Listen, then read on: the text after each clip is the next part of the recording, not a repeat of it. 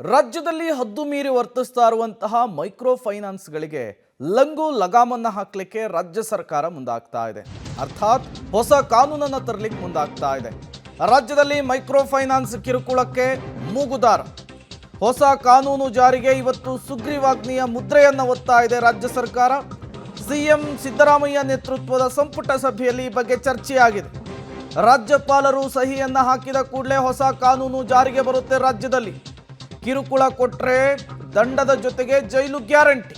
ರಾಜ್ಯದಲ್ಲಿ micro finance ಕಿರುಕುಳಕ್ಕೆ ರಾಜ್ಯ ಸರ್ಕಾರ ದಂಡಂ ದಶಗುಣಂ ಅಸ್ತ್ರವನ್ನು ಪ್ರಯೋಗಿಸ್ತಾ ಇರುವಂಥದ್ದು.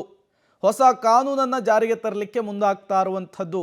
ಈ ಮೂಲಕ ರಾಜ್ಯದಲ್ಲಿ ಹದ್ದು ಮೀರಿ ವರ್ತಿಸ್ತಾ ಇರುವಂತಹ ಮೈಕ್ರೋ ಫೈನಾನ್ಸ್ಗಳಿಗೆ, ಜನರಿಗೆ ಕೊಡ್ತಾ ಇರುವಂತಹ ಕಿರುಕುಳಕ್ಕೆ ಲಗಾಮ್ ಹಾಕ್ಲಿಕ್ಕೆ ಮುಂದಾಗ್ತಾ ಇದೆ. ಹಾಗಾದರೆ ಏನಿದು ಮೈಕ್ರೋ ಫೈನಾನ್ಸ್ ಬಿಲ್?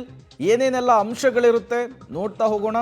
1 ಲಕ್ಷ ರೂಪಾಯಿಯವರೆಗೂ ಕೂಡ ದಂಡವನ್ನು ಹಾಕಬಹುದು.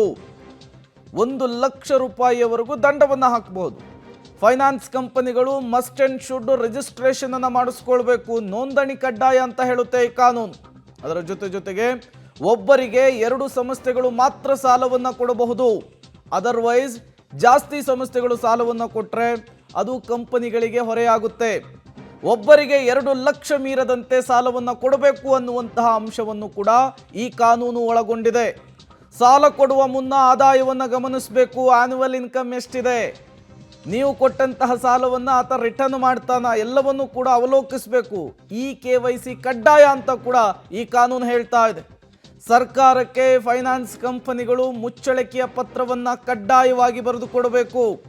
ಯಾವುದೇ ರೀತಿಯ ಕಿರುಕುಳ ಕೊಡಲ್ಲ, ಯಾವುದೇ ರೀತಿಯ ಹಲ್ಲೆ ಮಾಡಲ್ಲ, ಯಾವುದೇ ರೀತಿಯ ಹಿಂಸೆ ಕೊಡಲ್ಲ ಅಂಥೇಳಿ ಸಾಲಗಾರರಿಗೆ ಒಂದು ವೇಳೆ ಕಿರುಕುಳವನ್ನು ಕೊಟ್ಟರೆ 3 ವರ್ಷ ಜೈಲು, 1 ಲಕ್ಷ ರೂಪಾಯಿವರೆಗೂ ಕೂಡ ದಂಡವನ್ನು ವಿಧಿಸಲಿಕ್ಕೆ ಈ ಕಾನೂನು ಹೇಳುತ್ತೆ.